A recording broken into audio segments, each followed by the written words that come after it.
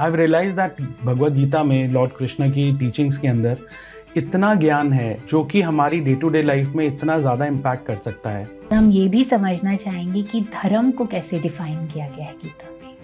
आप आज देखोगे कि एक आदमी दूसरे आदमी से प्रेम नहीं कर रहा है, उस धर्म की स्थापना करनी है हमको। अगर हम वो नहीं करेंगे तो आगे ये पूरा विश्व खत्म हो जाएगा, बर्बाद हो जाएगा। मान लीजिए कोई हाउस वाइफ है और उसका मन है कि वो बाहर निकल के अर्निंग करे, अपने लिए कुछ करे, पर फैमिली का सपोर्ट नहीं है, तो हम जब उनको गलत बनाने लगते हैं तो हम अपने परसेप्शन से, अपने वर्ल्ड से सोच रहे हैं और हम उनकी वर्ल्ड में नहीं जा पा रहे हैं। एज ए ह्यूमन बीइंग हमारा फोकस रिजल्ट पे ही हमेशा ज़्यादा होता है। कर्म हम कम करते हैं लेकिन हमें फल जरूर ज़्यादा चाहिए होता है कि अगर मेरे को रिजल्ट को पाने का ग्रीड भी ना हो और हारने का डर भी ना हो तो मैं क्या ऐसे एक्शन लूँगा। कई बार मैं पार्टिसिपेंट से शेयर करता हूँ तो मेरे कुछ पार्टिसिपेंट बोलते हैं कि फिर तो मैं एक्शन ही क्यों लूँगा।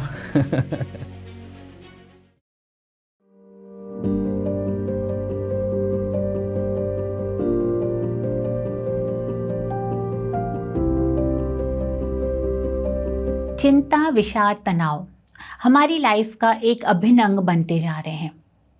फ्रेंड्स, गीता की टीचिंग्स या गीता जो है वो हमारे लिए हमेशा से एक बहुत ही पवित्र ग्रंथ रहा है और ये न सिर्फ हमारी आध्यात्मिक उन्नति में हेल्प करता है बल्कि डे टू डे लाइफ में कैसे हम अपने स्ट्रेस को, तनाव को कंट्रोल रख सकते हैं, कैसे अपने लाइफ को एक जॉयफुल और भरपूर ज़िंदगी की तरफ ले जा सकते हैं, इसमें हमें हेल्प करता है। तो आज के हमारे एपिसोड में हमने गीता को बेस बनाते हुए स्ट्रेस और तनाव के साथ कैसे डील करना है इसके बारे में बातचीत करी है। आज के हमारे गेस्ट हैं सागर सर। सागर सर जो हैं वो एक बिजनेस कोच हैं, लाइफ कोच हैं और वो बहुत सारे लोगों की लाइफ में उनके माइंडसेट शिफ्ट में हेल्प करते हैं through Gita teachings. So friends, आज के एपिसोड में अंत तक बने रहिएगा क्योंकि आपके लिए बहुत सारे टेकअवेज हो सकते हैं। हेलो फ्रेंड्स, आज के हमारे गेस्ट हैं सागर सर। सागर सर हमारे पॉडकास्ट में पहले भी आ चुके हैं। सागर सर एक बिजनेस कोच हैं, एक लाइफ कोच भी हैं। आज की कन्वर्सेशन हमने गीता की टीचिंग्स के ऊपर बेस्ड करी है। गीता एक ऐसा ग्रंथ है जो हमारे को हमारी लाइफ से रिलेटेड एक दर्शन देता है। हम कैसे स्ट्रेस से दूर रह करके अपने कर्म को प्रधान बनाते हुए अपनी लाइफ में सक्सेस को हासिल कर सकते हैं, इसके बारे में हमें बताता है। तो हम आज सागर सर से समझते हैं गीता के बारे में, how can it help us in our day to day life. Welcome Sagar sir. Thank you Amita, thank you so much. Sir, आप एक कोच हैं और जब अपने क्लाइंट्स की आप कोचिंग करते हैं तो आप गीता को बहुत बेस बनाते हैं, राइट?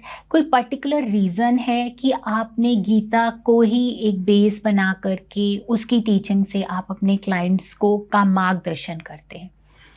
उसका एक रीज़न ये है Amita that I realise that Bhagavad Gita में लॉर्ड कृष्ण की टीचिंग्स के अंदर इतना ज्ञान है जो कि हमारी डे टू डे लाइफ में इतना ज़्यादा इम्पैक्ट कर सकता है और इतनी ज़्यादा वैल्यू है उसके अंदर कि आपने सुना भी होगा, देखा भी होगा कि बाहर के विदेशी लोग भी जो स्कॉलर्स हैं, इवन जो लीडर्स हैं, उन्होंने बहुत कुछ सीखा है हमारी भगवद गीता से। And Bhagavad Gita is not like, मैंने बोला हमारी, लेकिन सबके लिए ही है। मतलब they don't talk about any particular country और any particular religion, they are talking about humanity. And so उसमें इतनी वैल्यू है कि मतलब मेरे को जब मैंने उसके अंदर ड्वेल करना शुरू किया, सीखना शुरू किया, लर्न करना शुरू किया, और एक तो बहुत ज़्यादा इंटरेस्ट बना मेरा और बहुत ज़्यादा मैंने सीखा भी और उसको अपनी लाइफ में इम्प्लीमेंट भी किया। और क्योंकि मैं एक लाइफ कोच भी हूँ साथ में, तो जो प्रैक्टिसेस मैंने सीखी, जो मैंने उसमें से वैल्यू गेन करी, मैंने अपने पार्टिसिपेंट्स को भी दी, अपने जो मेरे से कोचिंग लेते हैं उनको भी दी, बिजनेस कोचिंग में भी दी, हर जगह पे उसका बहुत बहुत असर देखा मैंने। अच्छा। So that's the reason why I chose that and I am practising that and I am a learner of Gita. I'm not an expert yet. I would not say.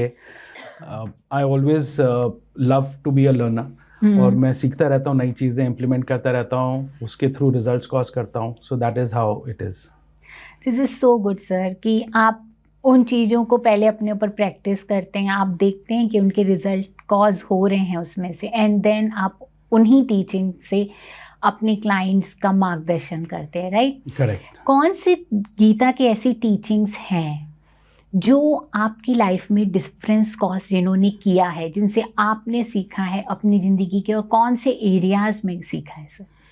बहुत सारे एरियाज़ में मैंने सीखा है। इनफैक्ट एक distinction जो मैंने अपनी लाइफ में बहुत इम्प्लीमेंट करी है वो है अबाउट जो कॉन्वर्सेशन लॉर्ड कृष्णा करते हैं कर्ण के साथ। और उससे मेरे को बहुत सीखने को मिला। उसमें जब ये महाभारत का सीन है और इसके अंदर कर्ण की अब हत्या होने वाली है। तो लॉर्ड कृष्णा उनको ज्ञान देते हैं, बिकॉज कर्ण अपने आप में बहुत बड़े योद्धा रहे, बहुत महान महारथी थे वो।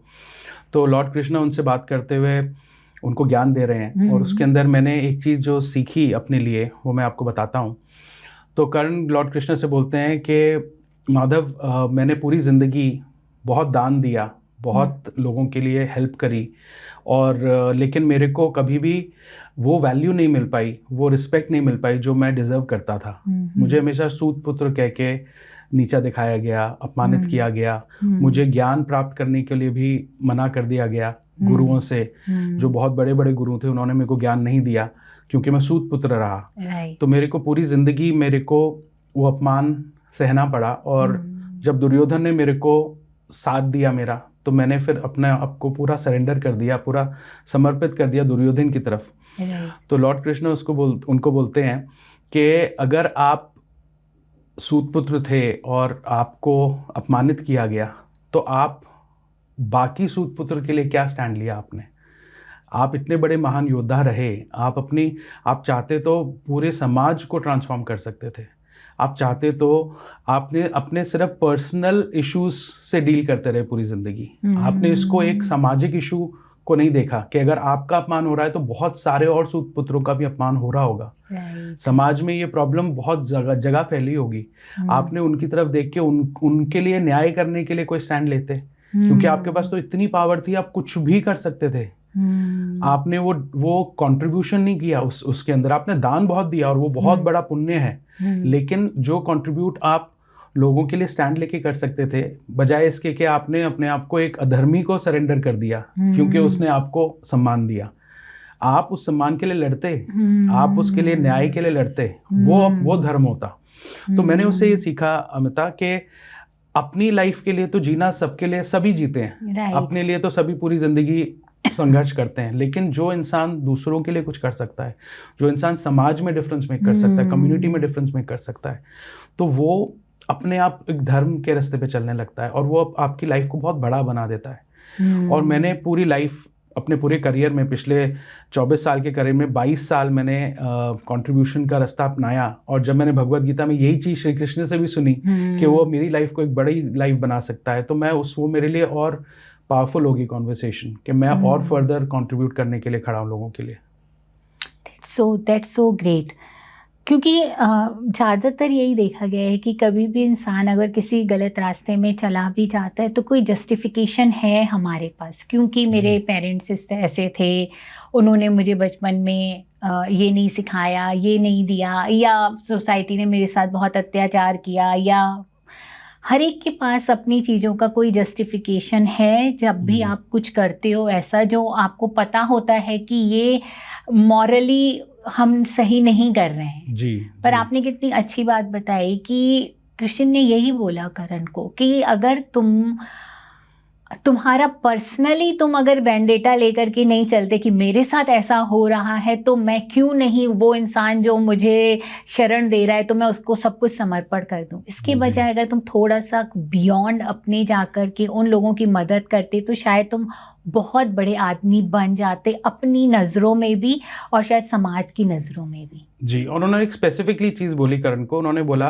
कि तुम अधर्म के रास्ते पे चलना शुरू कर दिया। राइट। तुम्हें आज हमें महाभारत भी हो रही है, इतना दुनिया का सबसे बड़ा विश्व का युद्ध हो रहा है और सबसे बड़ा योद्धा उसमें से वन ऑफ द बिगेस्ट योद्धा आप हो, और आप अधर्म की तरफ से लड़ रहे हो क्योंकि आपने अपने आप के बारे में सोचा।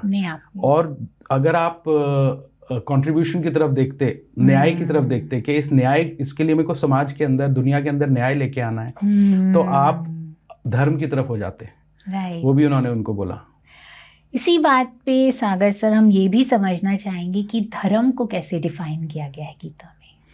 जी, बहुत अच्छा आपने सवाल पूछा। इनफैक्ट मेरे लिए ये सवाल बहुत टाइम तक एक क्वेश्चन मार्क की तरह था, क्योंकि मैंने कभी इतनी डिटेल में भगवद गीता में ड्वेल नहीं किया था 2 साल पहले तक। पर जब मैंने इसके अंदर लर्निंग करी, समझने की कोशिश करी कि धर्म है क्या, तो श्री कृष्ण ने भगवद गीता में धर्म के 5 आधार बताए हैं। और ये 5 आधार हैं, सबसे पहला उन्होंने बोला है प्रेम, love. Then he said justice, which is न्याय। देन ही सेड धैर्य, which is patience. Then he said knowledge, which is ज्ञान। And then he said surrender, which is समर्पण। तो अगर ये 5 आधार धर्म के बताए गए हैं, और अगर आप ये 5 आधार अपनी लाइफ में ले आते हैं, तो आप धर्म के रास्ते पे हैं। और उसमें भी उन्होंने एक कॉन्वर्सेशन मैंने बहुत डिटेल में सुनी उनकी, जो वो महाभारत के शुरू होने से पहले अपने बड़े भाई से कर रहे हैं, जो वो बात कर रहे हैं। और उनके बड़े भाई बोल रहे हैं उनको कि क्या ये कान्हा, क्या ये युद्ध अनिवार्य है? इतने लोग मरेंगे इसमें, इतने लोग की जान जाएगी, इतने बच्चे अनाथ हो जाएंगे, तो क्या ये अनिवार्य है? तो उसके कॉन्वर्सेशन के अंदर श्री कृष्ण उनको बोलते हैं कि दाऊ बोलते हैं अपने बड़े भाई को कि दाऊ, इस समय जो समाज की सिचुएशन है, इसके अंदर प्रेम चला गया है। प्रेम जो कि धर्म का जड़ है। धर्म अगर वृक्ष है तो उन्होंने बोला है प्रेम उसकी जड़ है। अच्छा। आप आज देखोगे कि एक आदमी दूसरे आदमी से प्रेम नहीं कर रहा है। उस धर्म की स्थापना करनी है हमको। अगर हम वो नहीं करेंगे तो आगे ये पूरा विश्व खत्म हो जाएगा, बर्बाद हो जाएगा। तो उस धर्म की स्थापना के लिए अगर हमें ये सैक्रिफाइस देना भी पड़ेगा, कुछ लोगों की जान जाएगी, बिल्कुल जाएगी, लेकिन पूरा विश्व और पूरी फ्यूचर के लिए ये बन रहा है, ताकि लाखों करोड़ों लोग जो आगे जन्म लेंगे इस विश्व में, उधर धर्म के अंदर वो जन्म ले पाएंगे। और उस धर्म की स्थापना करने के लिए युद्ध अनिवार्य है। तो उन्होंने प्रेम को बोला है धर्म की भी foundation. So Prem is something which is love, जिसकी हम समझने की कोशिश करते हैं, पूरी लाइफ समझने की कोशिश करते हैं कि what is love, what is exactly love. Movies में देखा है, सुना है, गानों में सुना है व्हाट इज लव क्या होता है, लेकिन अगर आप भगवद गीता की तरफ देखेंगे तो लव की बात, फर्दर लव को उन्होंने एक्सेप्टेंस का नाम दिया है। उन्होंने बोला है कि अगर आप रिश्तों में प्रेम करते हैं, प्रेम रखते हैं, तो क्या आप अपने रिश्तों में जो आपका दूसरा पर्सन है, पार्टनर है, जो भी दूसरा पर्सन जिसके साथ आपका रिश्ता है, क्या आप उसको एक्सेप्ट कर रहे हैं? अगर आप एक्सेप्ट नहीं कर रहे हैं तो आप प्यार नहीं कर रहे हैं उसको। तो धर्म की मैंने ये मतलब एक ब्रीफ में अगर मैं आपको बताऊं तो ये मैंने सीखा है भगवद गीता से। तो जब कृष्ण बोलते हैं कि इस युद्ध से, जो हमारा कौरव पांडवों का युद्ध होने जा रहा था, इस युद्ध से हम धर्म की स्थापना करेंगे, है ना? धर्म की स्थापना का ये युद्ध था, डिक्लेयर्ड, राइट? एग्जैक्टली धर्म की स्थापना इस युद्ध से कैसे हो रही थी? यहाँ पर हम जब कृष्ण जो है कौरवों की सेना के साथ लड़ाई करने जा रहे थे, पांडव और कृष्ण, तो हम कैसे यहाँ पर प्रेम की रक्षा कर रहे थे? जैसे आपने बोला प्रेम ही धर्म का आधार है, कैसे हम प्रेम की रक्षा यहाँ पर कर रहे थे और कैसे धर्म की स्थापना कर रहे थे? क्योंकि कर तो हम कहीं ना कहीं हिंसा ही रहे थे, जी, है ना? हम मार तो बहुत सारे लोगों को, उस युद्ध में जान भी गई। तो क्या हमारा उस समय क्या नज़रिया था कृष्ण का? और शायद जो अर्जुन का कॉन्फ्लिक्ट भी यही था कि मैं अपनों को मार करके मैं कैसे सुखी रह पाऊंगा। जी, तो जी। क्या उन्होंने उस पे उनका क्या आधार था कृष्ण भगवान का? देखिए, मैं जैसे मैंने आपको कहा, मेरे को जो समझ में आया मैं वो आपसे शेयर कर सकता हूँ इसके अंदर। तो जो मेरी समझ में है वो ये है कि श्री कृष्ण विष्णु जी के अवतार थे, और उनका अवतार लेने का पर्पस भी धर्म की स्थापना करना था। तो ये चीज़ भगवद गीता के हिसाब से भगवान ने देखी कि धर्म इस समय अधर्म की तरफ लोग बढ़ते जा रहे हैं। जब श्री कृष्ण ने अवतार भी लिया तो उनका पर्पस भी ये था कि वो अपनी लाइफ टाइम में धर्म की स्थापना करके ही इस लाइफ को छोड़ेंगे। तो महाभारत उसका एक बहुत बड़ा हिस्सा था। इनफैक्ट वो that was the final step towards स्थापना करना धर्म की। तो उन्होंने जो बात बोली अर्जुन को भी, और जो जिस चीज़ के लिए उन्होंने स्टैंड भी लिया, वो ये था कि जो उस समय जो राजा थे, या जो अगर जैसे आपको पता होगा कि जैसे युधिष्ठिर एक तरफ राजा बनने वाले थे और दुर्योधन दूसरी तरफ राजा बनना चाहते थे। हाँ। तो अगर युधिष्ठिर बनते, जिसके लिए कृष्ण जी ने ये युद्ध भी कराया, पूरा किया, पूरा ये महाभारत हुआ ताकि युधिष्ठिर उधर राजा बन सके या फिर उनके जो आगे आने वाली पीढ़ियां हैं वो राजा बने, तो युधिष्ठिर धर्म की तरफ खड़े हुए थे और दुर्योधन अधर्म की तरफ खड़ा हुआ था। तो उनका पर्पस ये था, और उस समय दुनिया में, विश्व में ये जो युद्ध था ये अपने आप में महायुद्ध था, इससे बड़ा युद्ध कभी हुआ नहीं था। और वो युद्ध अपने आप में पूरी ट्रांसफॉर्मेशन लेके आने वाला था, क्योंकि हाँ, आपने सही कहा कि उस युद्ध में बहुत लोग मरे, बहुत लोग मरने भी वाले थे। युद्ध के शुरू होने से पहले उनको पता था कि बहुत लोग खत्म हो जाएंगे, लेकिन उनका पर्पस इससे बहुत बड़ा था। उनका पर्पस सिर्फ इस टाइम के लिए नहीं था, युगों के लिए था, कि युगों तक धर्म आ जाएगा, कई जनरेशंस तक। तो ये जनरेशन को अगर सैक्रिफाइस करना भी पड़ेगा या कुछ लोगों को सैक्रिफाइस करना भी पड़ेगा, लेकिन वो फिर आगे पूरे जनरेशन आफ्टर जनरेशन इम्पैक्ट करेगा, युगों के बाद भी इम्पैक्ट करेगा। तो वो उनके पास एक बड़ी पिक्चर थी। That's why I think that's why they are Bhagwan. I got that. तो अगर हम गीता की इन टीचिंग्स को अपनी डे टू डे लाइफ में देखें सागर, बहुत सारे लोग हैं जिनके साथ शायद अन्याय होता है ना, और वो इस चीज़ों से डील भी कर रहे होते हैं और कहीं कन्फ्लिक्ट में भी होते हैं, क्योंकि कहीं ना कहीं हमारी सोसाइटी के अंदर शुड मस्ट भी होते हैं कि भाई अच्छा इंसान बनना है, वो एक बचपन से जो सिखाया होता है, अच्छा पति बनना है, अच्छी पत्नी बनना है, व्हाटएवर। हम लोग घरों के अंदर भी इस तरीके की लड़ाइयाँ देखते हैं। तो हम देख रहे हैं कि कई लोग इस डिलेमा में हैं कि वो अपने लाइफ के अंदर कैसे चीज़ों को समझे कि क्या सही है क्या गलत है, राइट? तो किस आधार पे उनको अपनी ज़िंदगी के डिसीजन लेने चाहिए जहाँ पर वो इस दौराहे पे खड़े हैं कि क्या सही है मेरे लिए? राइट। सी, अब इसके लिए मैं आपको 2-3 चीज़ें की बात कर सकता हूँ। एक तो ये है कि क्या सही है क्या गलत है, ये मोरालिटी के कॉन्टेक्स्ट में कॉन्वर्सेशन है कि क्या सही है क्या गलत है। मैं उसको ज़्यादा देखता हूँ वर्केबिलिटी के कॉन्टेक्स्ट से, कि हमारी लाइफ में क्या ज़्यादा वर्क करेगा क्या वर्क नहीं करेगा।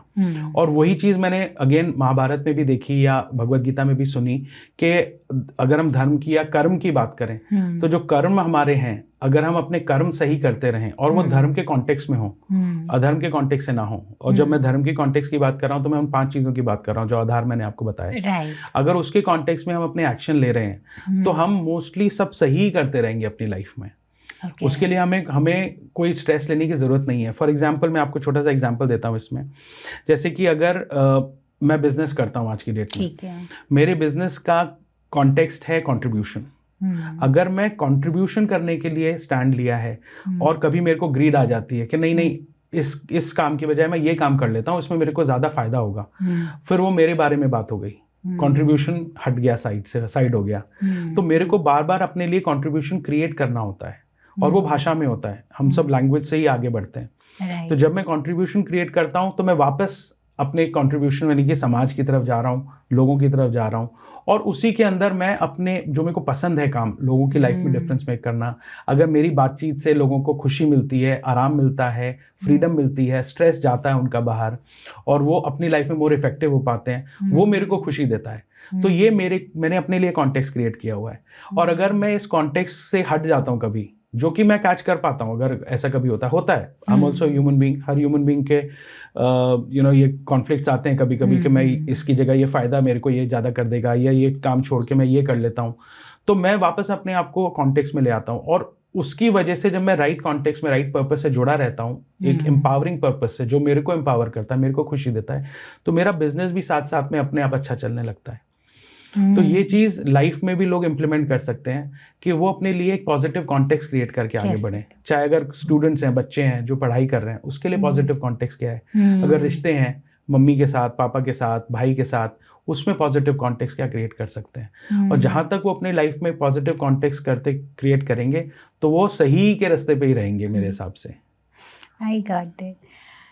प्रॉब्लम कहाँ आती है सागर सर? जैसे आपने बोला कि धर्म के लिए हम कई बार अपने लिए एक धर्म का रास्ता चुन लेते हैं, और ये 5 स्तंभ हैं, कई बार कुछ लोग इसको फॉलो भी कर लेते हैं, पर अगर सामने वाला आपका वो धर्म के स्तंभ पर नहीं चल रहा। मान लीजिए वो कंट्रोल फ्रीक हैं, आजकल हम नार्सिसिज्म की बात सुनते हैं, या कंट्रोल फ्रीक लोग होते हैं जो अपने हिसाब से चीज़ों को चलाना चाहते हैं। करेक्ट। हमारा मन है कि हम, मान लीजिए कोई हाउसवाइफ है और उसका मन है कि वो बाहर निकल के अर्निंग करे, अपने लिए कुछ करे, सेल्फ एक्चुअलाइजेशन के लिए काम करे, पर फैमिली का सपोर्ट नहीं है। अब इन लॉज मना करते हैं, हस्बैंड मना करता है, ऐसे में घर में बच्चे भी हैं, उसको भी देखना है, लड़ाई झगड़े होते हैं तो वो भी एक प्रॉब्लम, बच्चों के लिए भी ख़राब एनवायरनमेंट क्रिएट हो रहा है।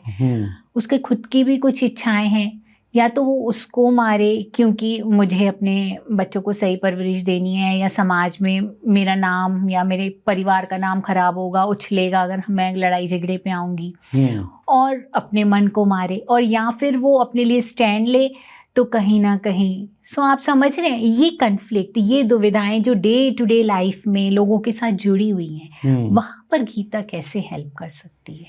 देखिए, जैसे इसके अंदर हम अगर रिश्तों की बात करते हैं, आपने इस पूरी कॉन्वर्सेशन में रिश्तों की बात भी करी कि जैसे एक हाउसवाइफ है, उनके पेरेंट इन लॉ हैं, हस्बैंड है, बच्चे हैं, तो अब रिश्तों के अंदर जो रास्ता है आगे बढ़ने का वो है, अगर हम धर्म की बात कर रहे हैं, अगर हम भगवद गीता की बात कर रहे हैं, तो आप ये देखिए कि आप प्रेम को तो नहीं छोड़ रहे हैं। और प्रेम का मतलब क्या बताया? एक्सेप्टेंस। तो क्या आप एक्सेप्ट कर पा रहे हैं? पहले तो, सबसे पहले तो जो दिक्कत आती है, जो मैं कोचिंग भी देता हूँ लोगों को, लोग दूसरों को रॉन्ग बनाना शुरू कर देते हैं कि नहीं, मेरी मदर इन लॉ ऐसी हैं, ये गलत करती हैं मेरे साथ, या मेरे फादर इन लॉ ने ये बोल दिया मुझे, ये बहुत गलत किया, या मेरे हस्बैंड ने ऐसे क्यों किया मेरे साथ। तो हम जब उनको गलत बनाने लगते हैं तो हम अपने परसेप्शन से, अपने वर्ल्ड से सोच रहे हैं, और हम उनकी वर्ल्ड में नहीं जा पा रहे हैं। तो जहाँ तक मैं इसको देखता हूँ, आप इसमें से भगवद गीता से क्या लर्न कर सकते हैं, एक्सेप्टेंस की भी जो डिस्टिंक्शन है उसके भी फर्दर आप नीचे जाते हैं, डीपर जाते हैं। तो एक्सेप्टेंस करने से पहले आपको दूसरे की दुनिया को समझना होगा। और उससे पहले समझना होगा कि दूसरे की भी अपनी एक दुनिया है। आपकी अपनी दुनिया है, दूसरे की दूसरी दुनिया है।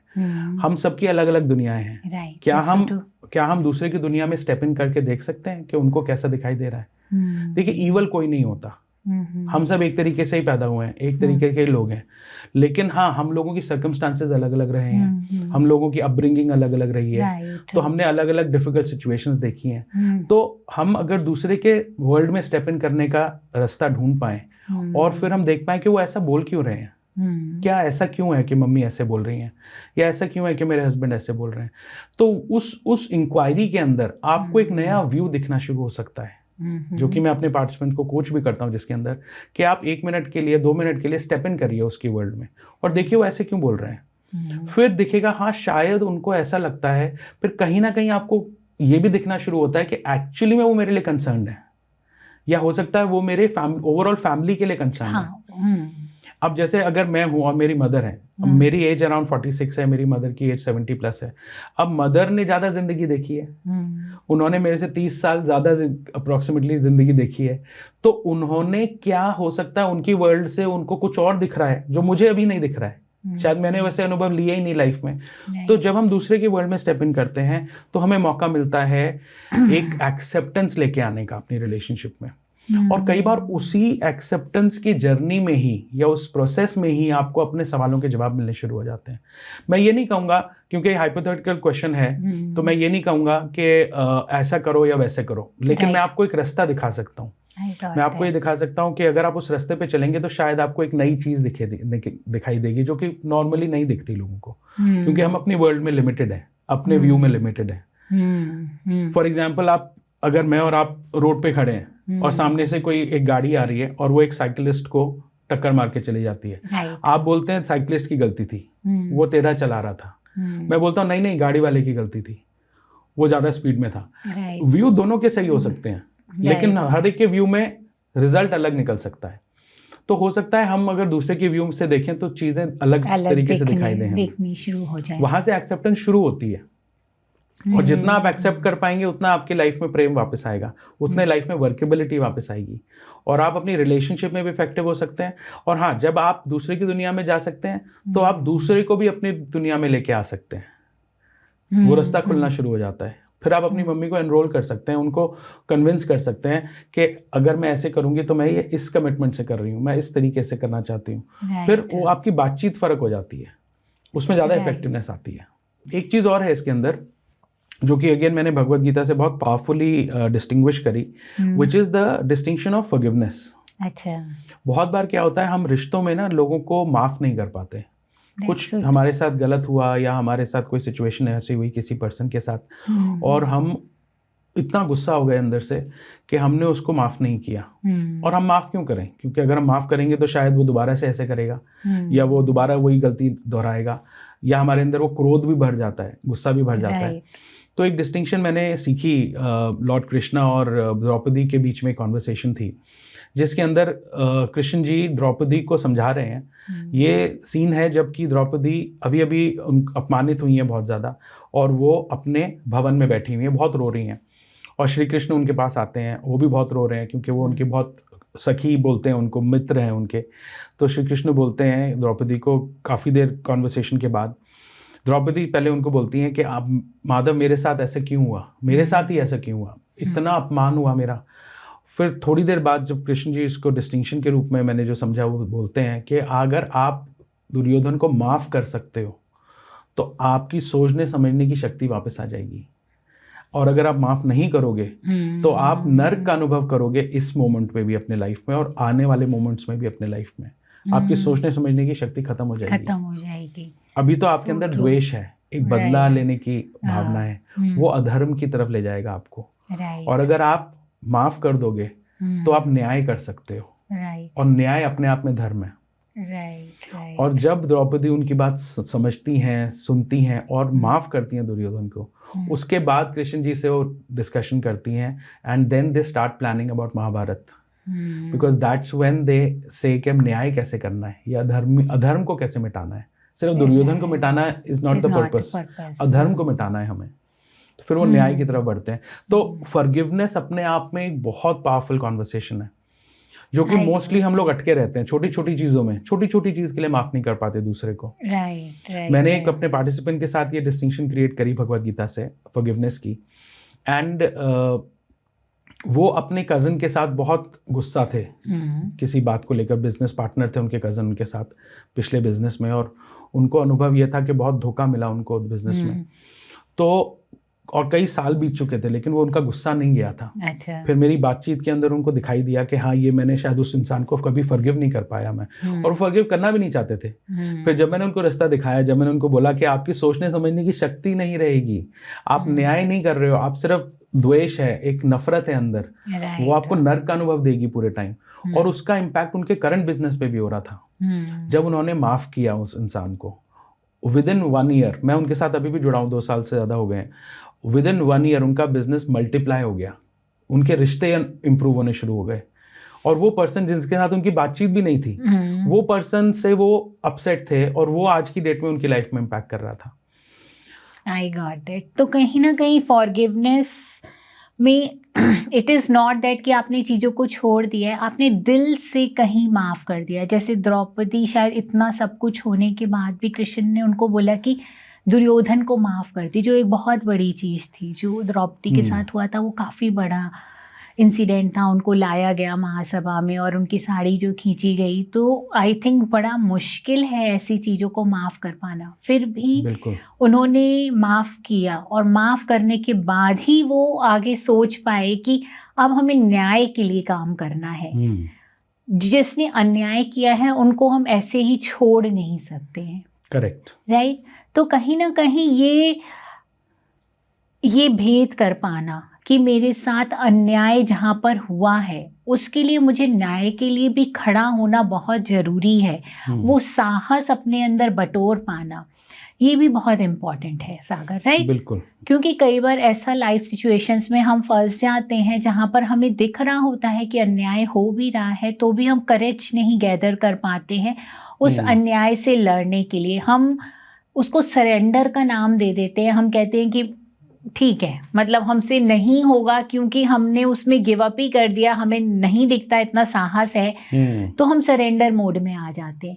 तो क्या ये गीता के सार के हिसाब से है कि ये नहीं है? मतलब आई थिंक जब कृष्ण युद्ध की बात करते हैं तो वो यही बात करते हैं कि हमें सरेंडर नहीं करना है ऐसी जगहों पर, हमें अपने लिए स्टैंड भी लेना है, पर स्टैंड लेने के लिए हमें मन के अंदर उस इंसान के लिए बैरभाव नहीं रखना है, थोड़ा सा बड़ा विजन करते हुए, ये देखते हुए कि हमारा ये स्टेप कहीं ना कहीं इस तरीके के लोग जो भी अन्याय कर रहे हैं उनके खिलाफ है, ताकि हम इसको एक बड़ी जंग को जीत पाए। बिल्कुल, बहुत अच्छा आपने बोला। इनफैक्ट जो वर्ड आप सरेंडर यूज कर रहे हैं, मैं उसको रेजिग्नेशन बोलूंगा। रेजिग्नेशन, कि मैं उसके अंदर रिजाइन ना कर जाऊं, क्योंकि सरेंडर अपने आप में एक डिस्टिंक्शन है as per Bhagavad Gita. Surrender का मतलब होता है समर्पण, और समर्पण अपने आप में एक धर्म का पार्ट है, धर्म की फाउंडेशन का पार्ट है। और सरेंडर को मैं थोड़ा सा सरेंडर का बताता हूँ आपको, फिर मैं वापस आपकी कॉन्वर्सेशन पे आता हूँ। तो लॉर्ड कृष्णा बोलते हैं कि समर्पण करना है तो अपने गुरु को करो, जिससे आप ज्ञान प्राप्त कर सकते हो या कर रहे हो। और अगर आप समर्पण करते हो तो आप बहुत सारा ज्ञान प्राप्त कर सकते हो। अब गुरु हो सकते हैं, जिनको आप गुरु मानते हैं वो हो सकते हैं, कोच हम बोलते हैं आज की डेट में, आजकल की लाइफ में। तो अगर आप सरेंडर करना है तो उनको करना है। और जो आप बात कर रहे हैं वो रिजाइन करने की बात है कि मैं क्यों, मतलब अधर्म की तरफ क्यों रिजाइन करूं मैं, why should I resign and become a victim of अधर्म। तो वो उसके लिए करेज चाहिए। और वो तो बिल्कुल, अगर हम धर्म की बात करें तो जस्टिस अपने आप में एक स्टैंड लेने की ही बात है। स्टैंड लेने का मतलब ही जस्टिस है कि आप जस्टिस के लिए खड़े हो, आप स्टैंड ले रहे हो कि अगर कुछ गलत हो रहा है तो उसके लिए स्टैंड ले रहे हो। आप किसी को गलत नहीं ठहरा रहे हो उसके अंदर, लेकिन और हाँ, प्रेम को भी नहीं जाने दे रहे हो साथ साथ। थोड़ा मुश्किल जरूर है कि आप प्रेम भी रख रहे हो और स्टैंड भी ले रहे हो। तो देखिए, महाभारत तो अपने आप में एक बहुत बड़ा युद्ध था। हमारी जिंदगी में रोज महाभारत नहीं होता है, लेकिन हाँ, छोटे छोटे डिस्प्यूट, छोटे छोटे आर्गुमेंट्स, कई बार ऐसे आ जाते हैं, और कुछ ऐसे भी हो जाते हैं सिचुएशन जो बहुत दुख पहुंचाते हैं। उस केस में भी अगर आप माफी का एक अपने अंदर रखो, if you can forgive the person and then you can take a stand for your justice, then you will have different kind of power, which you can actually practice in your life. हाँ, ये सोचने की बात है। मतलब अगर आप जैसे अभी तो हम बातचीत कर रहे हैं, हम हाइपोथेटिकल सिचुएशन की भी बात कर रहे हैं, लेकिन जब आप लाइफ जी रहे हैं तो आप देखिए कहाँ पे जस्टिस नहीं हो रहा आपकी लाइफ में, वहां पे कहाँ स्टैंड लेने की जरूरत है। और साथ में प्रेम को भी लेट गो नहीं करना है, एक्सेप्ट करते हुए, दूसरे को रॉन्ग बनाते हुए नहीं, क्योंकि लाइफ में तो अदरवाइज हम बहुत जल्दी रॉन्ग बनाना शुरू कर देते हैं। नहीं, सारी प्रॉब्लम तो मेरे हस्बैंड की वजह से है, सारी प्रॉब्लम तो मेरी वाइफ की वजह से है, सारी प्रॉब्लम तो मेरी बेटी की वजह से। No, that is not how it is, that is not the root of being effective in life. एक चीज़ और मैं आपसे शेयर करना चाहूँगा, क्योंकि ये बहुत पावरफुल, एक जैसे आपने शुरू में सवाल पूछा कि मेरी लर्निंग्स में एक बहुत पावरफुल कॉन्वर्सेशन है, जो लाइन भगवत गीता की, चाहे किसी ने गीता नहीं पढ़ी हो, चाहे किसी ने महाभारत नहीं सुनी हो, ना देखी हो, लेकिन वो लाइन जरूर सुनी होती है, विच इज के कर्म कर और फल की चिंता मत कर। तो वो उसका मतलब क्या है, मेरे लिए भी वो बड़ी मतलब एक कॉमन सी लाइन थी, लेकिन मैं कभी डिटेल में समझा नहीं।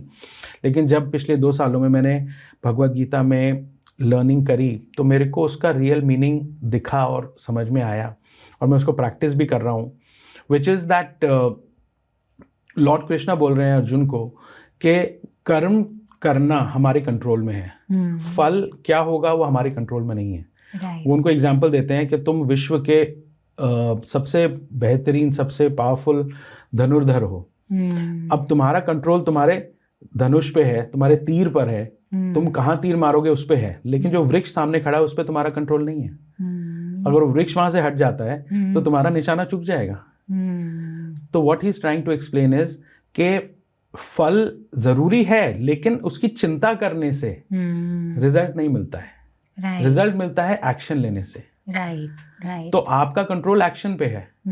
और अगर हम उसी चीज को आज की लाइफ में देखें तो अगर हम, जैसे कोई भी इंसान है, कोई बिजनेस में है, कोई पढ़ाई कर रहा है, कोई कुछ कर रहा है, अगर आप कोई रिजल्ट के लिए कमिटेड है, अगर आप चाहते हैं मैं ये रिजल्ट कॉज करूं, तो उसके लिए एक्शन क्या लेने हैं आपको, आप उस पर फोकस करें। नहीं तो लोग रिजल्ट की, या तो ग्रीड होती है रिजल्ट की, या डर लगता रहता है कि रिजल्ट होगा कि नहीं होगा। श्री कृष्ण अर्जुन से भी पूछते हैं कि अगर तुम्हें युद्ध को हारने का डर ना हो और जीतने का मोह भी ना हो तो तुम युद्ध कैसे करोगे? अगर यही सवाल आप अपने आप से पूछें कि अगर मेरे को रिजल्ट को पाने का ग्रीड भी ना हो और हारने का डर भी ना हो तो मैं क्या ऐसे एक्शन लूंगा? कई बार मैं पार्टिसिपेंट से शेयर करता हूँ तो मेरे कुछ पार्टिसिपेंट बोलते हैं कि फिर तो मैं एक्शन ही क्यों लूंगा? हाँ, क्योंकि एज ए ह्यूमन बीइंग हमें शायद वो रिजल्ट जब तक दिखता नहीं है उसका एल्योर हमको नहीं होता है कि ये रिजल्ट और ये बहुत ही पावरफुल। आजकल तो मैनिफेस्टेशन का ज़माना, आजकल तो बहुत मैनिफेस्टेशन की बात होती है कि आप पहले से ही सोचो कौन से घर में रह रहे हो, किस तरीके के टाइल होंगे, किस तरीके के आपकी बिल्डिंग होगी।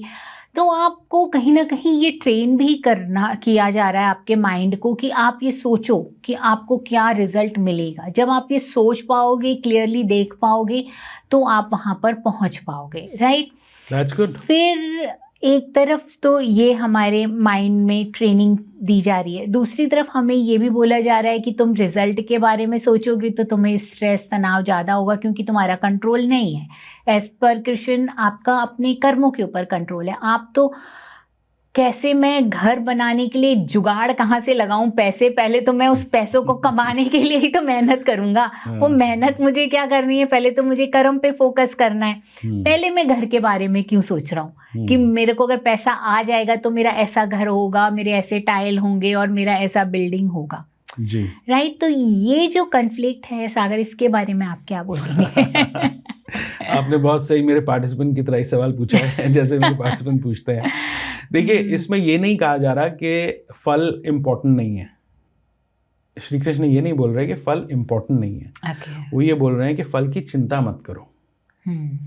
क्योंकि होता क्या है कि हम रिजल्ट के लिए या तो ग्रीड होती है हमारी, या रिजल्ट की फियर होता है, हारने का फियर कि रिजल्ट नहीं मिलेगा तो क्या होगा। ठीक है। इन दोनों के अलावा मोस्टली और कहीं पे नहीं फंसे होते हम लोग। हम कोई भी गोल अचीव करने जाते हैं, या तो हमें बहुत ज्यादा ग्रीड यानी कि लालच होता है, मोह होता है, और दूसरा होता है नहीं तो हमें फियर होता है। अगर आप उन दोनों से हटके एक्शन पे फोकस करो, देखिए अगर आप ध्यान से देखेंगे रिजल्ट सिर्फ एक ही चीज देती है आपको। आप सोच सकते हैं क्या चीज देती है रिजल्ट? एक्शन, सिर्फ एक्शन, और कुछ रिजल्ट नहीं देता है। रिजल्ट के बारे में सोचना, इनफैक्ट रिजल्ट के बारे में सोचना, मैं उसको भी बोलता हूँ थिंकिंग, प्लानिंग, एक्टिंग, मैं उसको भी एक्शन का ही पार्ट मानता हूँ। तो अगर आप एक्शन की वर्ल्ड से ही रिजल्ट कॉज कर सकते हो, और आप एक्शन लेते हुए ना ग्रीड में हो ना फियर में हो, तो आप एक्शन ही तो ज्यादा अच्छे लोगे, और जितने अच्छे एक्शन लोगे उतने अच्छे रिजल्ट आने की चांसेस हैं। तो श्री कृष्ण तो आपको बहुत अच्छे रिजल्ट कॉज करने का रिश्ता दिखा रहे हैं, और हम क्या करते हैं, हम उसको बोलते हैं ये तो कॉन्वर्सेशन में कुछ पावर ही नहीं है, क्योंकि हम बिना फियर, कई लोग बोलते हैं बिना फियर के मैं एक्शन ही नहीं लूंगी या नहीं लूंगा। That's not true. आप एक्शन पॉसिबिलिटी से भी ले सकते हो। जो अपने मैनिफेस्टेशन की बात करी, manifestation is coming from possibility. See context दो हो सकते हैं, या तो पॉसिबिलिटी हो सकती है या फियर ऑफ फेलियर हो सकता है कि मैं लूज ना कर जाऊं उसको, वो कॉन्टेक्स्ट हो सकता है। मैं अपने पार्टिसिपेंट्स को कोच करता हूं, आप पॉसिबिलिटी से अपने रिजल्ट्स कॉज करो। अगर मेरे को 15 किलो वजन कम करना है तो मैं ये देखूं कि मैं कैसा दिखूंगा, मेरी पॉसिबिलिटी क्या है, मेरी हेल्थ कैसी होगी, या मेरे को अगर 100 करोड़ रुपए कमाने हैं तो उसकी पॉसिबिलिटी क्या है, मैं उससे और क्या कर रहा हूँ, वो मैनिफेस्टेशन का पार्ट है। That is coming from possibility and that is great. लेकिन जब हम फियर में अटक जाते हैं, अगर नहीं किया तो, अगर ऐसा हो गया तो, अरे वो रिजल्ट नहीं हो पाएगा, फिर हम डर डर के एक्शन ले रहे हैं, तो हमारी क्वालिटी ऑफ एक्शन भी कॉम्प्रोमाइज होनी शुरू हो जाती है। तो आप ये कह रहे हैं कि ये डिसाइड करने में कि मुझे क्या गोल चाहिए और कैसा दिखना चाहिए, वो एक हम पॉसिबिलिटी क्रिएट कर रहे हैं। करेक्ट। वो पॉसिबिलिटी हमारे फ्यूचर में हमने क्रिएट कर ली अपने माइंड के अंदर कि मैं इस तरीके से इस चीज़ को अचीव कर लूँगा, right? And with in a period, जो भी मैंने टाइम पीरियड दिया, 5 साल में, 10 साल में, what ever it is. Correct. Possibility create करके अब मुझे अपने माइंड से फियर हटा देना है कि ये मिलेगा या नहीं मिलेगा। अब मुझे सिर्फ एक्शन प्लान पे काम करना है कि इसको अचीव करने के लिए क्या एक्शंस रिक्वायर्ड हैं। उन एक्शंस को डिसाइड करके एक प्लानिंग बना करके उन एक्शंस पे रेगुलरली काम करूं। बहुत बढ़िया। आपको फियर हटा देना है, जो आपने बोला, वो फियर ऐसे हटता नहीं है, राइट। उसके लिए भी मैं ट्रेनिंग देता हूँ, कोचिंग देता हूँ। ओके। उसके लिए भी एक पूरी कॉन्वर्सेशन है, मैं शेयर करूंगा अभी आपके साथ। लेकिन आपने बिल्कुल सही बोला, आपको एक रास्ता ढूंढना है कि आप वो फियर को और ग्रीड को कैसे हटा सकते हैं, एंड फिर सिर्फ एक्शन पे ही फोकस करना है, क्योंकि एक्शन ही आपको रिजल्ट देगा. So if you can focus on actions, that is your access to causing big results in your life. मैंने अपना बिजनेस जो आज क्रिएट किया है, जो कि मेरे लिए अब मेरे पर्पस ऑफ लाइफ है, कंट्रीब्यूशन, कोचिंग, लोगों की लाइफ में डिफरेंस मेक करना, वो भी मैंने इसी डिस्टिंक्शन से क्रिएट किया है. जिसके अंदर मैं एक्शंस ही लेता हूँ, और जहाँ मेरे को दिखता है मेरे को फियर आ रहा है, तो मैं वो जो मेरी प्रैक्टिस है मैं करके उसको फियर को साइड करता हूँ. जहाँ मेरे को दिखता है ग्रीड आ रहा है, मैं प्रैक्टिस करके अपनी ग्रीड को साइड में करता हूँ. इसके लिए मैंने एक प्रैक्टिस शुरू करी है, मतलब लर्न करी है, और फिर अपने पार्टिसिपेंट को सिखाता हूँ, जिसको मैं बोलता हूँ mental cleansing. Daily mental cleansing, जिसके अंदर क्या करते हैं हम, जिस तरह हम डेली शावर लेते हैं, अपनी बॉडी को साफ करते हैं, डेली हम ब्रश करते हैं, अपने टीथ को साफ करते हैं, हम अपने माइंड को कितनी बार साफ करते हैं. तो इस एक्सरसाइज के द्वारा आप अपने माइंड को साफ कर सकते हो. तो ये नोटबुक एक्सरसाइज है जो मैं कराता हूँ अपने पार्टिसिपेंट्स को, जिससे लोग अपने फियर्स को भी साइड में रख सकते हैं. एटलीस्ट कुछ टाइम के लिए वो साइड हो जाते हैं. तो अगर कैसे एक्सरसाइज करते हैं मैं बताता हूँ आपको. और अगर आप डेली करते हैं इस एक्सरसाइज को, तो आप कुछ टाइम के लिए डेली करने लगते हैं, and over a period of time आप इसको कंटिन्यू करते हैं. मैं 15 साल से कर रहा हूँ ये एक्सरसाइज, और डेली करता हूँ. और उसी से मेरे को पावर रहती है मेरे पास कि मेरे को फियर अगर आता भी है तो मैं उसको साइड कर सकता हूँ, ग्रीड आती भी है तो मैं उसको साइड कर सकता हूँ. तो इस एक्सरसाइज में मतलब करीब 15 मिनट की एक्सरसाइज है ये, जो मॉर्निंग में आप कर सकते हैं, जिसके अंदर आप पहले तो इसको मैं बोलता हूँ लेटिंग गो पार्ट. 2 पार्ट्स हैं इसके. First part is letting go exercise, जिसके अंदर अपनी सारी थॉट्स, फीलिंग्स, फियर सब कुछ लिख लेते हैं. बिकॉज आपने सुना होगा लिख के आधी प्रॉब्लम वैसे सॉल्व हो जाती है. तो आप अपने फियर्स, कोई डर है, कोई गुस्सा है, कोई इरिटेशन है, कोई आपका अपसेट है, कोई एंगर है, कुछ भी चल रहा है, चाहे आप कोई पर्टिकुलर रिजल्ट के लिए देख रहे हैं, पूरे अपनी लाइफ के लिए देख रहे हैं, लिख लेते हैं आप उसको. फिर उसको आप लेट गो कर देते हैं, छोड़ देते हैं, फाड़ के फेंक देते हैं या बर्न आउट कर देते हैं. And while you are doing that, you say to yourself, I am letting all this go. And then from a fresh page you create कि मेरी पॉसिबिलिटी क्या है, who I want to be, and important areas में, जैसे health के लिए क्या possibility है, मेरे बिजनेस के लिए मेरी क्या पॉसिबिलिटी है, मेरी रिलेशनशिप विद माई वाइफ के लिए क्या पॉसिबिलिटी है, रिलेशनशिप विद माई मदर के लिए क्या पॉसिबिलिटी है, ये सब लिखते हैं. मनी के एरिया में क्या पॉसिबिलिटी है, करियर के एरिया में क्या पॉसिबिलिटी है, जो भी इंपॉर्टेंट एरियाज हैं वो लिखते हैं, उसमें पॉसिबिलिटी क्रिएट करते हैं बोल के और लिख के. And then you keep it in front of you for the whole day. Then next day you do the same exercise, and when you do this for continuously, आप एक 15 दिन करके देखिए exercise, your whole quality of life will transform. And it's a very simple practice. आपने सुना होगा लोग affirmations करते हैं, लोग ग्रैटिट्यूड करते हैं. आप इस तरीके से भी अपने लिए पावरफुल कॉन्टेक्स्ट क्रिएट कर सकते हैं. तो जब आप ये प्रैक्टिसेस करते हैं, you are keeping the fears and greed aside, and you can focus on your actions. I got that.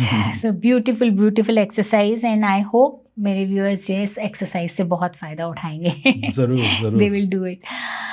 So Sagar, ठीक है, this is what I got कि एक पॉसिबिलिटी क्रिएट करनी है, then we have to work for it, and कर्म करने पे focus करना है. फल की इच्छा नहीं करनी है, जो श्री कृष्ण ने जो गीता में बताया है, और ये बहुत ही इम्पॉर्टेंट लेसन है, और जो लेकिन बहुत स्ट्रेस का कारण भी बनता है, क्योंकि एज ए ह्यूमन बीइंग हमारा फोकस रिजल्ट पे ही हमेशा ज़्यादा होता है. कर्म हम कम करते हैं, लेकिन हमें फल ज़रूर ज़्यादा चाहिए होता है. राइट. और यहाँ पर हम ये भूल जाते हैं कि क्या हमारे कंट्रोल में है और क्या हमारे कंट्रोल में नहीं है. करेक्ट. तो जो चीज़ हमारे कंट्रोल में नहीं है, वहाँ फोकस ज़्यादा रहता है, ये चाहिए चाहिए चाहिए ही चाहिए. और जो चीज़ हमारे कंट्रोल में है, उसको हम साइड में रख देते हैं कि अरे वो तो मिल ही नहीं रहा, इसका तो मिलने का कोई चांस ही नहीं है, तो इसको करने का भी क्या फ़ायदा है. So am I right. तो this is all creating a lot of stress in day to day life में. स्टूडेंट्स कह लें, कॉर्पोरेट वर्ल्ड में कह लें, बहुत सारी चीज़ों में स्ट्रेस का कारण है ये. बिल्कुल. और मैंने एक चीज़ लास्ट जब मिले थे तभी शेयर करी थी, और मैं दोबारा एक बार बोलना चाहता हूँ ताकि व्यूअर्स अगर दोबारा देखें तो उनको ये मिले, क्योंकि ये बहुत एक इम्पॉर्टेंट एस्पेक्ट है कि श्री कृष्ण बोलते हैं भगवत गीता में दैट मोस्टली लोग श्रेष्ठ बनने में लगे हुए हैं. राइट. लोग बेटर बनने में लगे हुए हैं कि मैं उससे बेटर बन जाऊं, मैं उससे बेटर बन जाऊं, मैं अपने कजिन से ज़्यादा बड़ा बिजनेसमैन बन जाऊं, या मैं अपने दोस्त से ज़्यादा बड़ी गाड़ी खरीद लूं, या मैं अपने पड़ोसी से ज़्यादा बड़ा घर ले लूं. We are always running towards becoming better which is श्रेष्ठ। तो वो बोलते हैं अगर तुम इस दौड़ में भागते ही रहोगे, कोई ना कोई तो जरूर मिलेगा जिससे तुम श्रेष्ठ नहीं बन पाओगे। सही बात है। तुम पहले अगर बोलते हो कि मेरे को एक गाड़ी मारुति खरीदनी है, चलो मारुति खरीद ली। अब तुम बोलते हो मेरे को उससे बड़ी इंडिका गाड़ी खरीदनी है, आपने वो खरीद ली। आपने बोला उससे पहले मेरे को इनोवा खरीदनी है, वो खरीद ली। मर्सिडीज खरीदनी, वो खरीद ली। फिर उसके बाद और गाड़ियां हैं, उसके बाद और महंगी, उसके बाद चार्टर्ड प्लेन है। मतलब कभी ऐसा नहीं आएगा कि आप बोलेंगे अब मैं दुनिया का श्रेष्ठ, सबसे ज्यादा श्रेष्ठ। मतलब आपकी जिंदगी खत्म हो जाएगी, लेकिन आप कभी श्रेष्ठ नहीं बन पाएंगे। तो उसकी रेस में भागने की बजाय, क्योंकि उस रेस में स्ट्रेस है, उस रेस में एक फियर ऑफ फेलियर से आ रहा है वो जो आपका पूरी रेस है जिसमें आप भाग रहे हो श्रेष्ठ बनना। वो बोलते हैं अगर आप उस दौड़ से हट जाओ और वो एक रास्ता दिखाते हैं और वो बोलते हैं उत्तम बनो। उत्तम इज एक्सेलेंस। एक्सेलेंस इज कि उनके बारे में, एक्सेलेंस के बारे में जो उन्होंने बताया वो ये बताया है, एक्सेलेंस इज कि आप अपनी लाइफ में जितना भी ज्ञान है अवेलेबल उसको प्राप्त करो और अपनी लाइफ को जितना खूबसूरत बना सकते हो उस ज्ञान की प्राप्ति से, और उसको कंट्रीब्यूट कर सकते हो, वो कर सकते हो आप।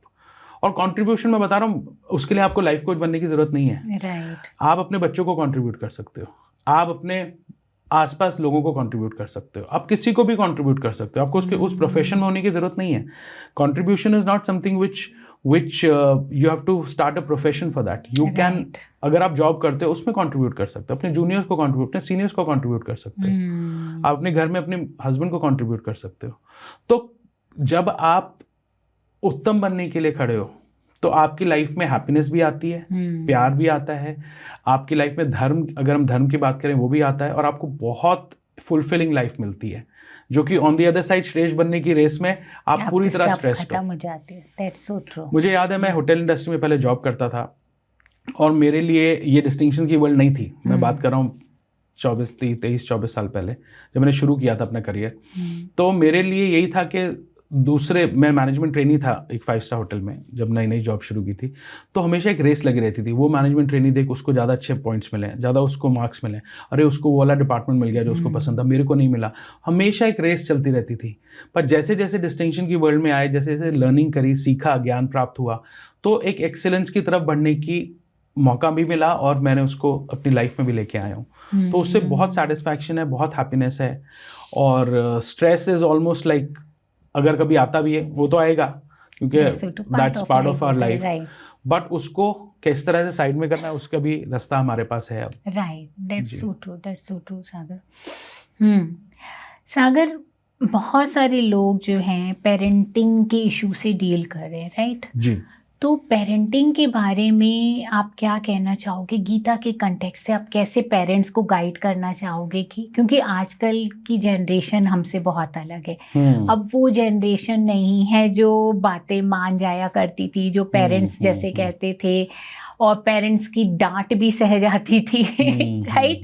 आज की जनरेशन्स के पास बहुत नॉलेज भी है, इनके पास नॉलेज के साधन भी बहुत सारे हैं, एक्सेसिव स्क्रीन टाइम भी है, तो कहीं ना कहीं इमोशंस की हैंडलिंग इनको नहीं आती है जी। है ना।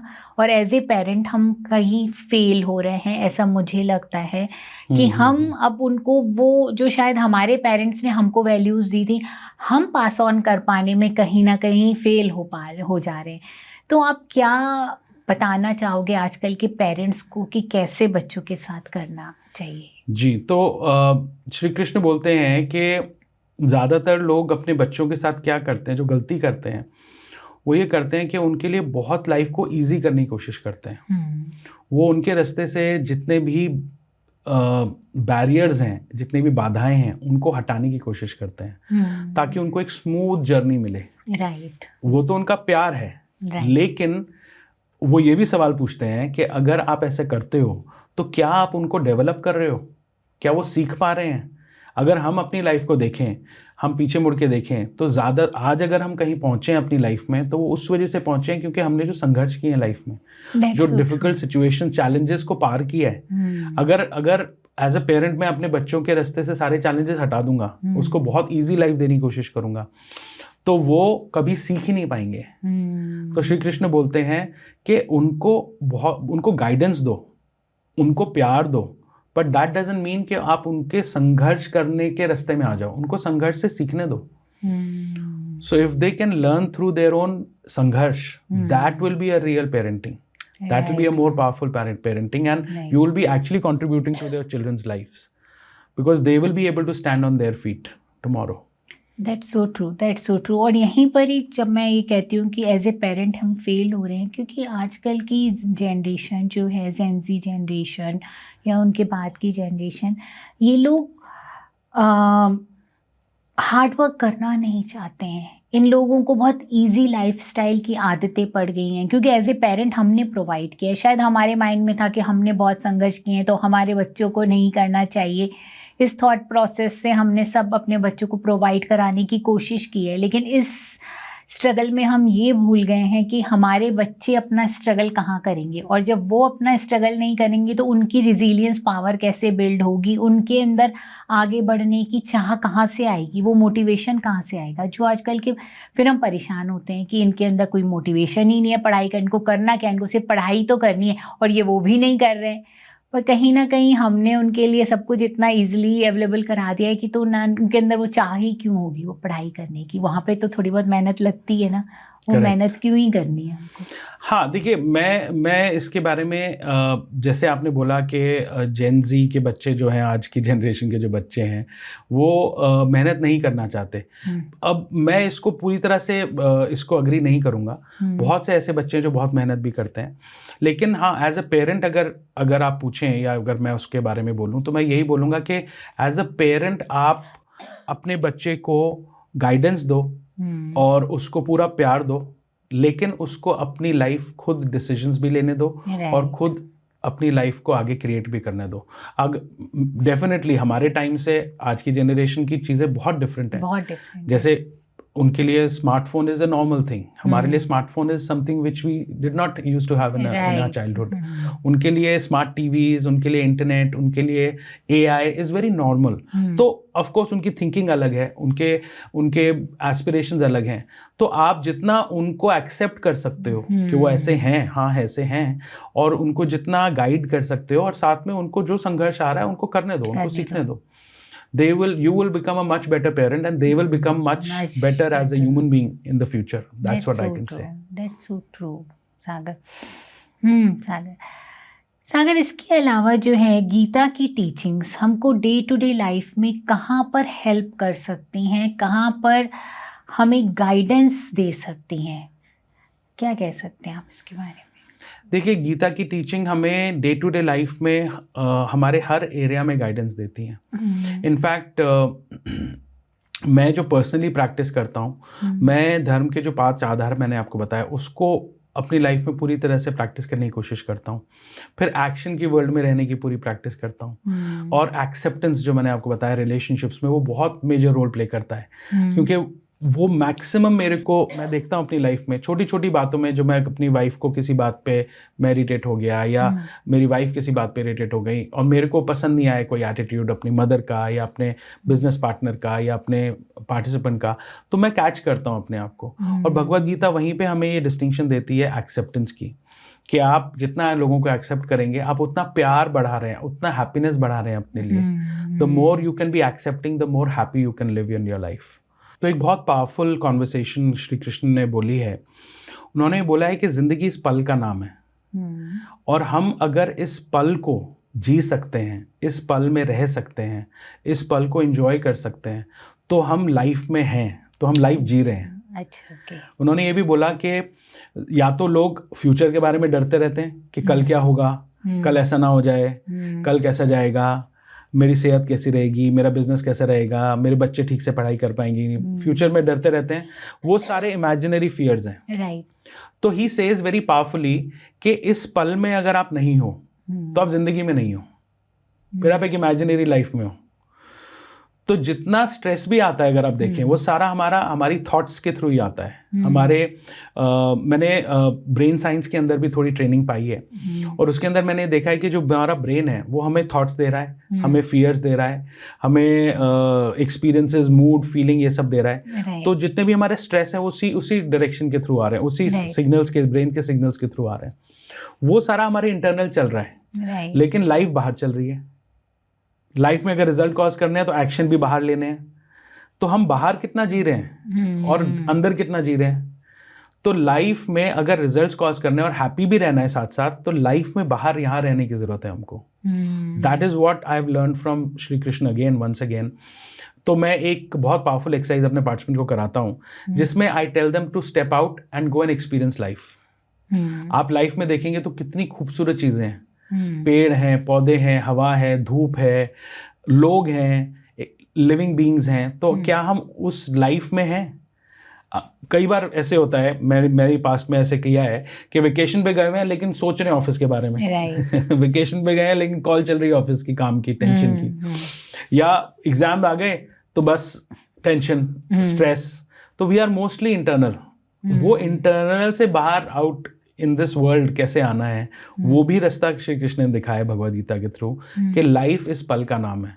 और उस पल में अगर आप जी रहे हैं, इस मोमेंट में अगर आप जी रहे हैं, जैसे मैं और आप आमने सामने बैठे हैं इस समय, हम एक दूसरे को देख रहे हैं, हम बातचीत कर रहे हैं, तो क्या हम लाइफ को अनुभव कर रहे हैं? लाइफ अनुभवों से भरी हुई है, तो हम उस जिंदगी को जी पा रहे हैं या नहीं, वो भी बहुत इंपॉर्टेंट है.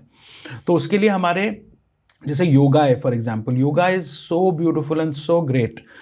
अगर आप योगा करते हैं, ब्रीदिंग करते हैं, योगा एक्सरसाइज करते हैं, या इवन बाहर पौधों के पास, नेचर के पास बैठते हैं, घूमते हैं, तो आप लाइफ को एंजॉय कर सकते हो. इवन आप कहीं पे भी हैं, अगर आप रूम में भी बैठे हो तो भी आप लाइफ के साथ हो सकते हो. यू कैन बी जब आप इंडल्ज करते हो, आप अपनी पूरा फोकस करके बाहर की चीजों को एक्सपीरियंस कर पाते हो, विटनेस कर पाते हो. जबकि हम वो नहीं कर पाते, हम अपने माइंड में ज्यादा घूम रहे होते हैं, हम अपने थॉट्स में ज्यादा घूम रहे होते हैं. आप देखिए ना, मेरा बेटा है 3 साल का है, वो फुल ऑफ लाइफ है. जब मैं 3 साल के थे या 4 साल के थे, हम भी फुल ऑफ लाइफ थे. लेकिन जैसे जैसे हम बड़े होते हैं, हम डल होना शुरू हो जाते हैं, हम सीरियस होना शुरू हो जाते हैं, हम सिग्निफिकेंट होना शुरू हो जाते हैं, हम चुप होना शुरू हो जाते हैं, हंसना बंद हो जाता है, हमारी बातचीत करनी बंद हो जाती है. हम लोग लाइफ में एक्सपीरियंस करने के बजाय हम इंटरनल होना शुरू हो जाते हैं. That's so true. तो श्री कृष्ण उसका भी रास्ता दिखाते हैं कि जिंदगी को जीने का पर्पस अगर आप क्रिएट करो और लाइफ में रहो बाहर. अगर आप अपने किसी रिश्तेदार के, अपने हस्बैंड के साथ बैठे हैं, या अपने वाइफ के साथ बैठे हैं, अपने मदर के साथ बैठे हैं, अपने दोस्त के साथ बैठे हैं, उनकी लाइफ में देखो क्या चल रहा है. वो भी तो एक जिंदगी है आपके सामने, वो भी आउट हियर आपके सामने ही है ना. आप इंटरनल जितना कम रह सकते हो और बाहर जितना रह सकते हो, वो आपको जिंदगी का अनुभव देती है. That's so great, that's so great. और वो आपकी लाइफ में हैप्पीनेस और फ्रीडम भी बहुत देती है आपको. स्ट्रेस से बाहर रहने का रास्ता देती है. राइट. जो मैंने मेंटल क्लेंजिंग आपको बताया, वो भी एक्सपीरियंसिंग लाइफ अपने आप में बहुत पावरफुल एक्सरसाइज है. अगर आप 10 मिनट भी डेली अगर आप वॉक करते हो, या पार्क में घूमने चले जाते हो, आप लंच करके भी बाहर निकल जाते हो, 10 मिनट जस्ट एक्सपीरियंस लाइफ, और आप अपने थॉट्स को पहचान सकते हो. उस समय जब आप बाहर होते हो ना, तो आपको दिखता है कि धीरे धीरे थॉट्स आ रही हैं वापस. फिर आप उसमें इंडल्ज करना शुरू कर देते हो. फिर अपने आप को बोलो, अच्छा मेरे को इंडल्ज नहीं करना, let me again go out and live outside, live in my experience of life. And एक छोटा सा एनालॉजी है, जैसे आप हाईवे पे खड़े हैं, आप देख रहे हो गाड़ी आ रही है, गाड़ी जा रही है, गाड़ी आ रही है, गाड़ी जा रही है. अब आप हर एक गाड़ी में बैठ के तो नहीं चले जाते हो, लेकिन आप हर एक थॉट के साथ चले जाते हो. That's so true. तो थॉट के साथ जाना या नहीं जाना हमारे कंट्रोल में है. हम अगर उसे कंट्रोल कर सकते हैं, तो हम अपनी लाइफ में आउट हियर रह के, बाहर रह के जिंदगी को जी सकते हैं, एक्शन ले सकते हैं, रिजल्ट्स कॉज कर सकते हैं, रिलेशनशिप को खूबसूरत बना सकते हैं, अपनी लाइफ को बहुत फुलफिलिंग बना सकते हैं. Focus has to be outside, not internal. That's so great. So Sagar, बहुत सारी बातें करी, धर्म का क्या आधार है, कर्म क्या है, कर्म को फोकस कहाँ होना चाहिए, किस तरीके से हम लोग को, क्या हमारे हाथ कंट्रोल में है, क्या हमारे कंट्रोल में नहीं है, पॉसिबिलिटी कैसे क्रिएट करनी है, और उस पॉसिबिलिटी के लिए कैसे हमको एक्शंस डिसाइड करके एक्शन पे फोकस करना है. Many things we have talked about, and this is last जो आपने बताया, दैट इज़ जेम, कि हमें आउटसाइड फोकस करना है. हमें अपने इंटरनली जो थॉट्स में हम इंडल्ज हो जाते हैं, उसमें इंडल्ज नहीं होके हम अगर बाहर फोकस करें, एक्सपीरियंस करें लाइफ को, एक्सपीरियंस करें रिश्तों को, राइट, तो शायद हम एक अलग तरीके से जीने लगेंगे, हम बहुत खुश इंसान हो जाएंगे. स्ट्रेस जो है हमारा अपने आप दूर भाग जाएगा। करेक्ट। सो गीता की अगर इन लर्निंग्स को हम लाइफ में ले आते हैं तो हमारी लाइफ बहुत खूबसूरत बन सकती है। बिल्कुल बन सकती है ना? बिल्कुल। So at the end of this ये पॉडकास्ट आप क्या हमारे व्यूअर्स को बताना चाहेंगे? मैं यही बताना चाहूँगा कि आप कुछ ना कुछ प्रैक्टिसेस अपनी लाइफ में शुरू करिए। और गीता से मैंने जिस तरह सीखा है, मेरा तो इंटरेस्ट बहुत रहा है। आप भी एक लर्नर अगर नहीं है तो लर्नर बनिए, और जितना आउट हियर रह सकते हैं, मतलब कि ज़िंदगी में रह सकते हैं, उतना ज़्यादा आपके लिए ओवरऑल लाइफ के लिए बेनिफिशियल है। और श्रेष्ठ बनने की बजाय उत्तम बनने की तरफ बढ़िए। That's it. Thank you so much. Thank you Sagar, thank you. I hope ये जो कन्वर्सेशन हमारी बिल्ड हुई है बहुत सारे व्यूअर्स के लिए बहुत ही हेल्पफुल होगी। आज की अगर हमारी ये कन्वर्सेशन आपको पसंद आई है फ्रेंड्स, तो मेरे चैनल को सब्सक्राइब जरूर करिएगा, क्योंकि आपका सब्सक्राइब करना हमें मोटिवेट करता है इसी तरीके का और कंटेंट बनाने के लिए। फ्रेंड्स, मेंटल हेल्थ की अवेयरनेस होना बहुत ज़रूरी है। ऐसे में मेरे चैनल को ज़्यादा से ज़्यादा शेयर करिए अपने परिवार वालों के साथ, अपने फ्रेंड्स के साथ, बिकॉज यू नेवर नो, किसी के लिए भी ये हेल्पफुल हो सकता है।